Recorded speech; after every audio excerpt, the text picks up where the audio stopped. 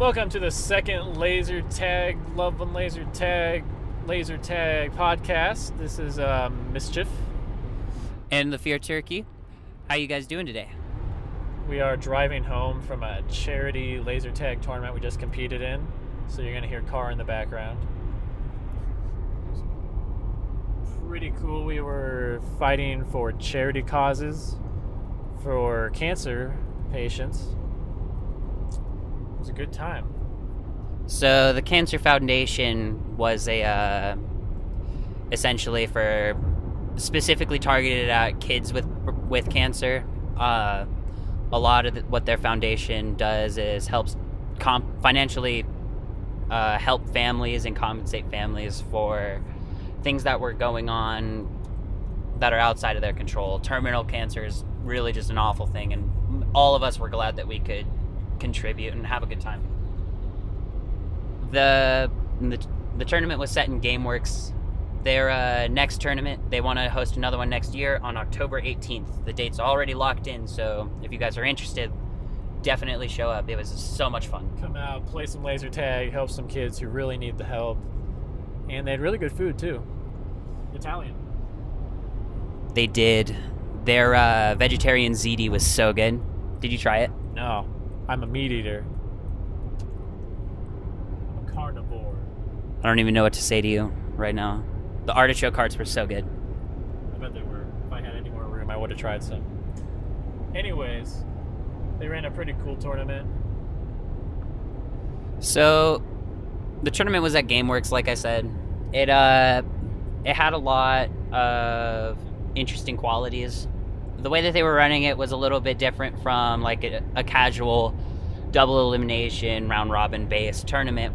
What they did is they essentially gave point values to the regular game scores that you were getting. So if your team took first place, you got 10 points on that scoreboard. And then second place would get 8 all the way down to 2 until you had 0 points for last place on your teams. They were all teams of 4 of 3. And I believe it was Loki's team that actually got first, right? It was Eric and Bromley. They took home some plaques for the tournament. They did. They totally crushed it too. I was getting shot from all over the place. I couldn't deal with it. Yeah, Bromley just sat up on the ramp. This arena was designed to have a really open top floor, so if you were on top or you were on one of the ramps, you could see the entire arena. He just stood there shooting us the entire time. The arena is super interesting. The way that they advertise it is they say it's based off the video game of Destiny. And when you get in there, you can totally see it. It makes a lot of sense as per like the artwork, I guess. But their green base is a little bit weirdly placed, but yeah, you have to look for it. They're still a super new site. We're trying to convince them to join us for Space Marines, but they're not there yet. They don't know what they want. Coming soon, we'll get them. Anyways, tonight we wanted to discuss a specific topic for Space Marines 5 is we wanted to discuss how the roles change when you come to the Loveland Arena in Loveland Laser Tag. Before we get into that, I need everybody to know that Luke absolutely got the Most Valuable Player award for this tournament. There is one of those, and Luke crushed it with a tournament high 27,000 and like 800 points or something dumb. But he scored so many points in this tournament, it was nuts. And that was just in one game, so yeah, good job. He used Bromley's strategy of sitting on the ramp. It was a good time. So anyways, like I said, this arena that we were just at was very open with the top floor, but let's talk about the Loveland Arena here. The Loveland Arena, honestly, it's huge. Not because of how many square inches it is all around, square feet, but because of how much our site makes use of those square feet. There's 3 floors, all just layered on top of each other, and every floor has some sort of a maze built into it. It's super complex. If you want to get anywhere, you have to know your way around the maze. So, we want to start off with the heavy. In my opinion, I think that the heavy, as a class, it doesn't really change a lot. Its goal is still to make it so that your resupplies are able to fill up your team. You're still trying to protect them by some means, but your positioning absolutely gets super wonky. You have to really focus on where you are, where your teammates are, and where your enemy is. You got to keep your eye on that commander if he's up on any of the floors that you are on. Yeah, the thing about Heavy is that because the floor space, especially on top, is so wide open and there's so many places to be, the Heavy's got to pick his spot carefully. And not only that, but when he downs somebody, he has to completely change positions to get over to the area where that player is. Heavy will find himself running around constantly, changing positions and leaving himself in the open for scouts who might be watching in a place he's not expecting. It can become a really hard game for people who are tall. I would know especially. But if you're standing somewhere in the open where there's one of those half walls and you're trying to guard one way, it's so easy for a player to just peek up over the ramp and get you the other way. What else do you think's different? I actually think that your rotations with your commander are different. It's a bit of an advanced thing for our site, but for the few of us that can do it when we're on the same team, if the commander comes back and there's like a scout back or something like that and they're getting full, the heavy weapons kind of needs to do one of two things. He needs to kind of push up his vision control where he either moves to a point where he can see where both ramps are coming up, or he just straight up attacks and tries to interrupt their resupplies. And either way, this does a lot of work, but it really just depends on your playstyle and kind of what your priorities are. Because if you're more afraid of their commander coming upstairs and just like messing up your resupplies by just resetting, missiling, stuff like that, then you should really just stay upstairs. It's really not worth you going down. But if you're downstairs, like, there's really only one option, right? You have to go attack when your commander is back, because there is no way that you guys are not going to lose if you guys don't keep some form of 3-shot pressure on there. Yeah, when you're on bottom floor is Heavy and your commander's still attacking, and you no longer have the ability to safely defend your resupplies. All the corridors and cubbies down there are so tight that whenever the commander sees you, they'll also see your resupplies. It becomes a game of guessing where people are going to pop out of and trying to meet them at the cross points. Like the other game when I was playing against you, when you would disappear around the corner, this was a game where Fear Turkey was playing commander and I was playing Heavy, and I got pushed down to the bottom, or we actually stayed down there while the other guys attacked. So he came down alone, and at that point it became a game of knowing where he was going to pop out of before he could tag my resupplies. And the hard thing was that when there came a point where I had to move them because they were just under too much pressure, moving them into the open was what really cost us a lot of lives. You got 2 missiles into Bromley, who was playing ammo, I think. But you would run away, and I would have to guess, is he going to come back the same way he just came, or is he running all the way around? And I would run out into the middle of the open space to try to meet you head on. And that was the only safe way to protect my resupplies. It kept you down for a few resets at least.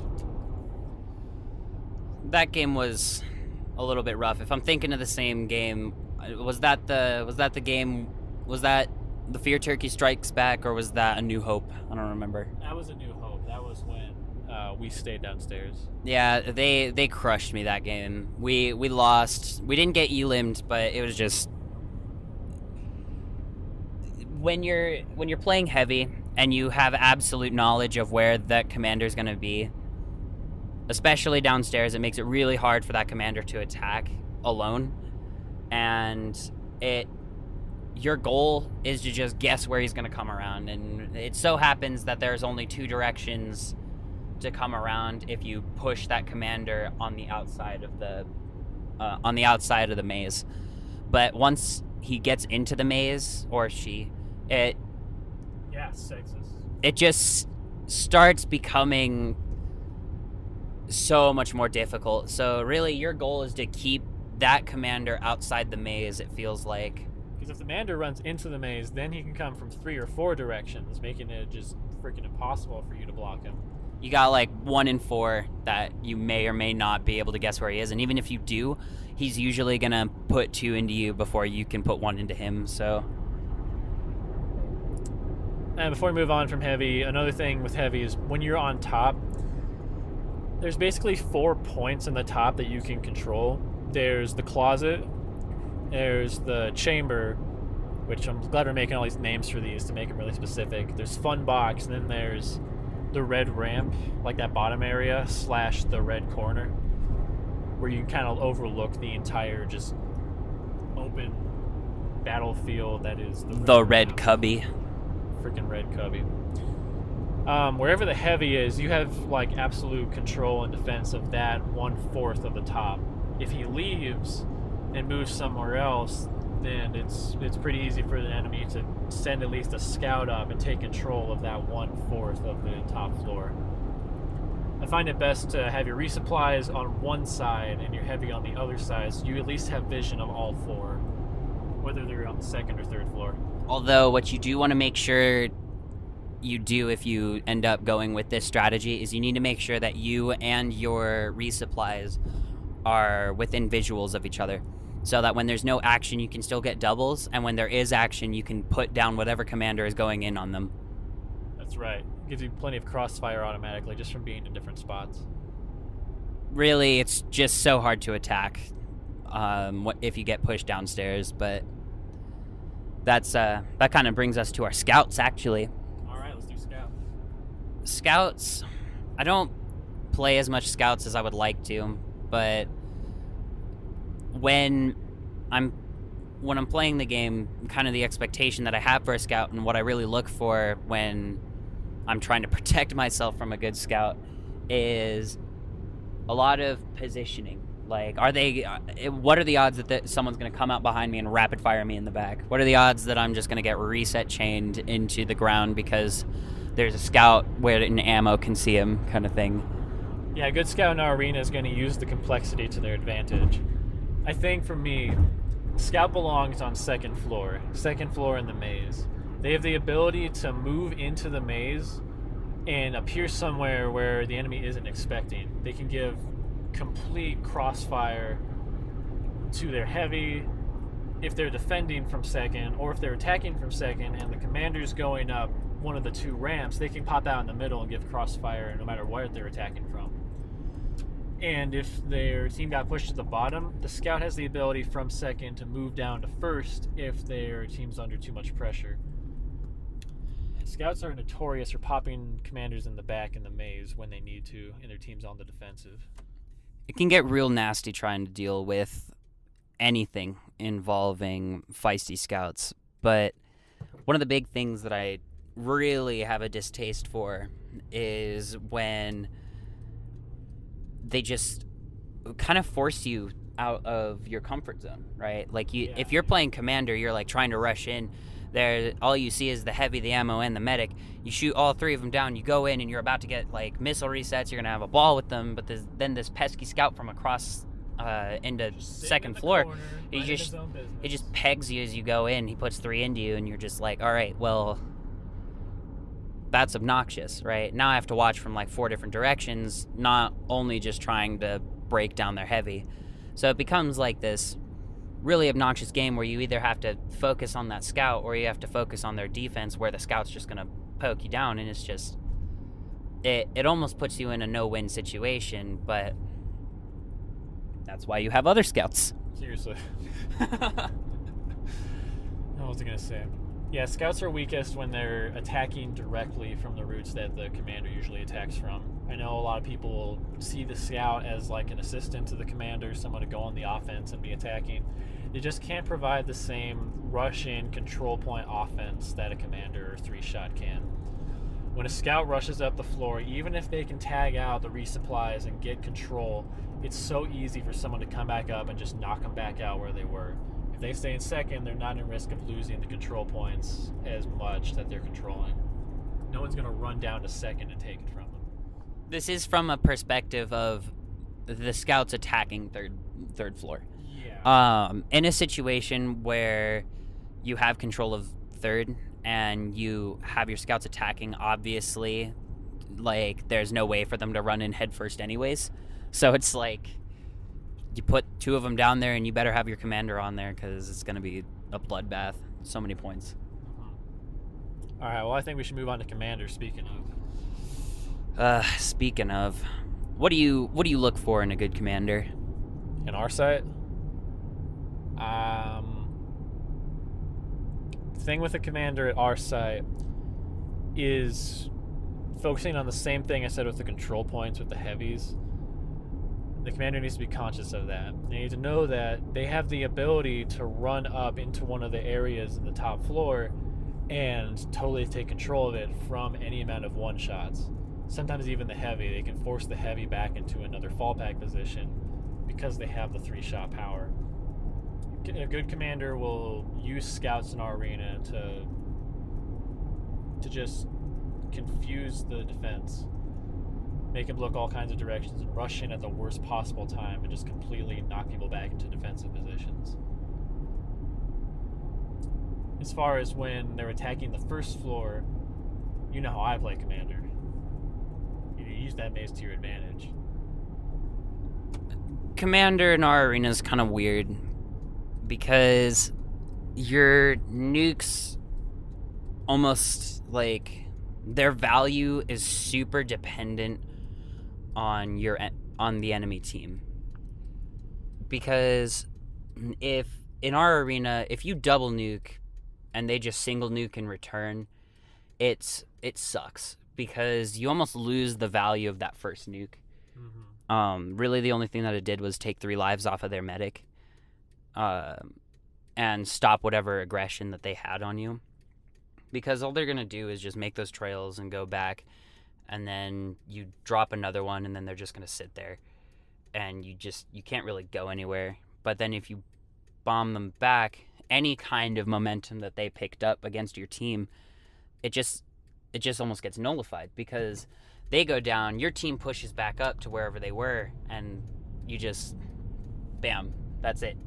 The nukes just countered themselves out. Like, they got 500 more points off of it, but you stopped them from killing everyone because you just single nuked their double. Which feels kind of bad if you're playing as a commander who dropped the 2. So you really need to be aware of what your team is doing more than anything. So there's a lot of macro sense to it. You really need to have good communication with your heavy. You want everyone to be attacking before you drop. That way you maximize the efficiency of the first one, and then the second one is just for cementing in what you gained, right?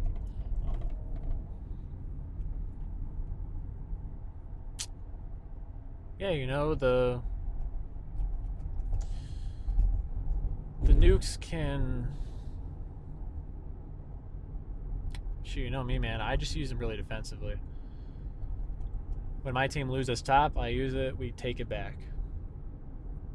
It's actually really frustrating. I don't have much to say. Honestly, like in our arena, we don't know everything. We're one of the much newer teams in Laserforce. But the way we use it to basically give our team free reign to control whatever they can in those 6 seconds from the top floor or take the top floor. I've only ever seen commanders who are doing really well nuke when their team already has the top floor, and they're just like using it to push the enemy team further down and bottom. Really, the only reason to use a nuke if you already have control of the top floor is if you know you're going to kill someone. Or if you even if it's even like a thought in your head, could I kill someone right now? Could I create... Absolutely. The amount of nukes we see at the very beginning of the game when there's a big fight going on top, if that heavy gets down to 6 lives, which happens so often just because they're so impactful and they only start with 10, and it's easy to lose those first 7 when you get the 1 resupply. When you're just trying to get a little bit of an edge on the top floor, commander nukes twice, you're gone. It's happened so many times in the past couple of weeks. It sucks too because they can rack up special points so fast early. Like the first 4 minutes of our arena are just freaking bloodbaths, and it's so hard to maintain any kind of momentum because the very first part of the game, one team ends up with 3rd floor. Mm-hmm. The other team ends up downstairs. What happens is either that team on top goes unchallenged and they get to basically resupply out, or there's a nuke that comes through to try and flip them off. Mm-hmm. If, in fact, that top floor doesn't flip because of that nuke or because the commander has some sort of outstanding push, it just becomes like it becomes so hard. Like it's almost it's near impossible to win from bottom without trying to flip onto top, because it's Unless you're going for points and not elimination. it's that yeah, you can survive pretty well down there if you're like doing it right, if you're like running back and forth trying to like keep each other together. But we're also talking about 10-minute games. Like, we only get to practice on 10s. If we go to a full 15, there is no way that you're going to survive on a bottom. Like, all these games that you see us playing where like I'll be alive with 1 life, or Caleb will be alive with 19 but 0 shots. Like, these games, none of us would have survived. Like, it's just there's nothing. Yeah, well, our team's notorious for having a really strong early game and then just falling off because we don't know how to survive when we're pushed down to bottom or there's a constant fight for the top. Our teams don't really have the ability to sit back, relax, and make sure that everyone is good on their lives and resupplies, rather than just like killing the other team's medic. That's our only goal. It's really primal, but that's also because we're a super new team. We're primitive. We're like cavemen. It's rough, and a lot of our people keep trying to do like these advanced mechanics and not actually know what they're doing, so it adds a little bit more spice, I guess, to the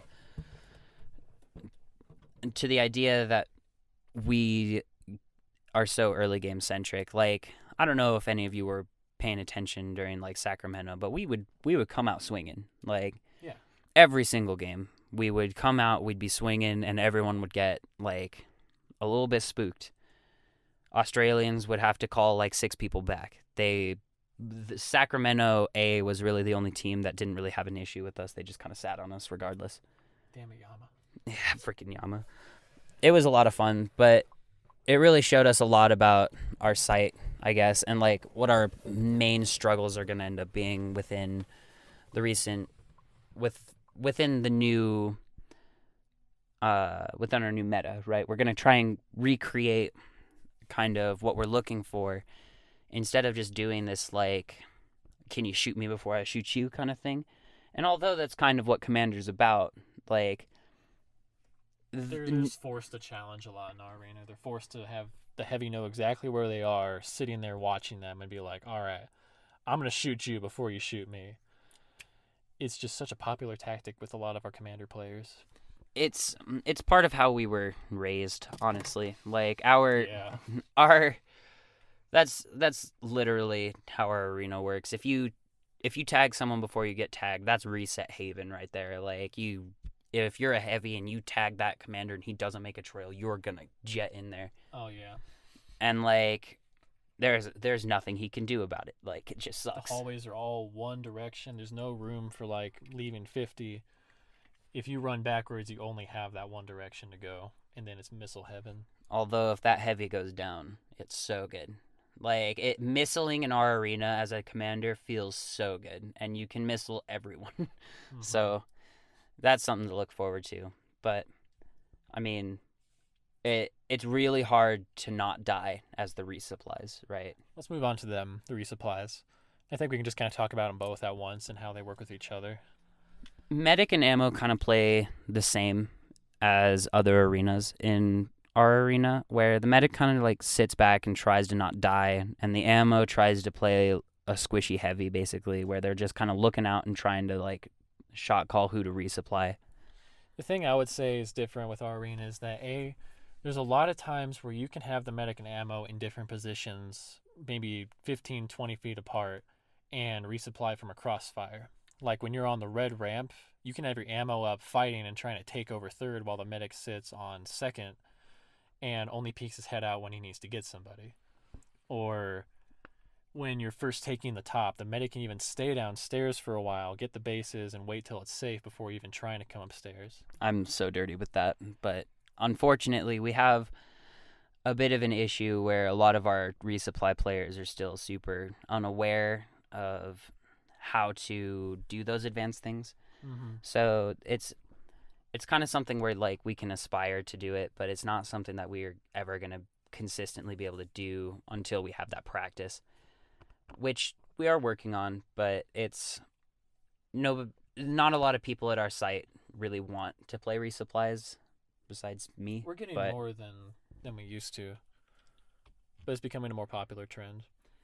it's a lot of times resupplies are really viewed as like nobodies and stuff that you just like you just kind of place your players that just aren't as good as your other four on resupplies, make them love each other, and then give you shots. Mm-hmm. But kind of what our site has been discovering as we've been going to more and more tournaments is that like resupplies are a bit more than that. They're not really just like sit back and They're a lot resupply. It's a lot of positioning, knowing where to go, knowing where each other are, knowing where your friends are, and paying attention to where they are because you don't want to die. And specifically as a medic in our arena, there's no way that you're going to survive a single game unless your team is just slamming them into the ground. But in any kind of game that in any way or shape or form is close, even like a 30-70, like it's just so improbable that your medic is going to live just because of how just bloodthirsty our arena is. That's kind of what I think with the ammo is that one thing the ammo does differently in our arena, in my opinion, is that they have the ability to come out and act as an extra scout in the initial battle for top. I mean, they have unlimited shots. They can help resupply people on the battlefield. They don't necessarily have to hang back and be the defensive point in that opening push. When they get pushed to the bottom, we should talk about that. We don't have very many people who are experienced enough to really survive on the bottom floor, but in the past tournaments we've seen players can team up with their heavy and move as a three-man pack around our maze to basically outwit attackers. It's kind of a game of chance though, because like if that commander knows where you are and you don't know where he is, you're gonna die. Like it's so hard, but there are teams that have done it. We've had Utoan teams that have come out. We've had like when SAC A came to our site, that was their main thing. When I was playing Commander, they would basically I would even like nuke. I did this a couple times. I would go out and nuke and try to come in and hit them because DK was doing such a good job keeping me down.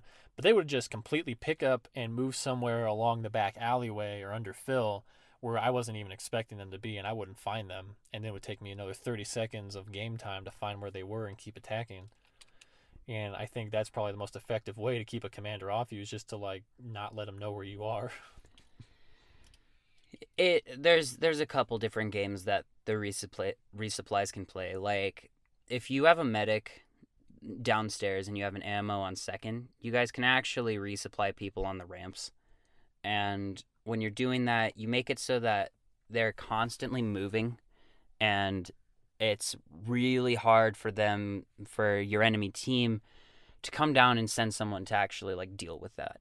It's really hard to break those resupplies unless you manage to tag down the ammo, who is constantly pecking you down from like Red Cubby or something. So it's like there's a lot of incentive to go attack that ammo, but that medic constantly is watching up on those walls. I'm just checking that battery.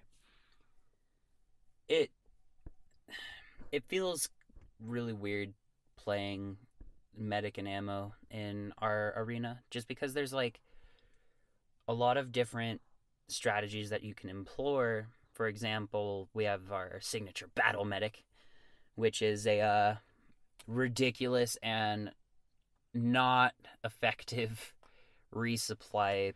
It's just method. what players do when they don't want to play medic. It's notably our more young players. Young players and Joe. We love you, Joe. Yeah, Joe's careful with it at least. Yeah, he knows how to sit in a corner at one. It's just what you want from your medic. Ammo is a little bit weird in our arena because there's never really a good time to boost because there is constantly going to be people down. So you can never really like get every single person with your boost. However, with medic, your boosts almost become more effective because you're usually boosting for someone in specific. Like Yeah. It's easy for one player in particular to really need it right now from a certain point in the arena you can't reach. like if your commander comes back and he's at 2, right? You can look at that commander and be like, okay, well, I have an extra boost, so I'll just use it. You boost, cool. So he's back at 5. You tag him. Or not 5. He's back at Commanders 6. get 4, yeah. And then you boost up. You got him up to 10 with one single resupply. Not only that, but you also just boosted anybody else who was up on your team. So it feels so much better because you're being intentional with it. But I don't know. That's kind of it for the classes, I guess. It just our arena's a little funky. And like I said, we are one of the newer teams, and last time we hosted Nats, every team brought something different to the table that just like opened my mind to how you can even use our arena. So we look forward to keep exploring and figuring out how best to play our classes here. But this is all with the general strategy of both teams charge third and try to take it over. That's kind of our classic Loveland strategy. Also, as kind of a side note, if there are any Cuse players or Detroit players listening in on this podcast, look out. Turkey and Mischief got their big boy pants on. That's right. Bought them today from Walmart. And I'm coming for you. Watch yourself, Beans. All right, that concludes our podcast for the night. So we look forward to seeing you guys next week. Have a good night, guys.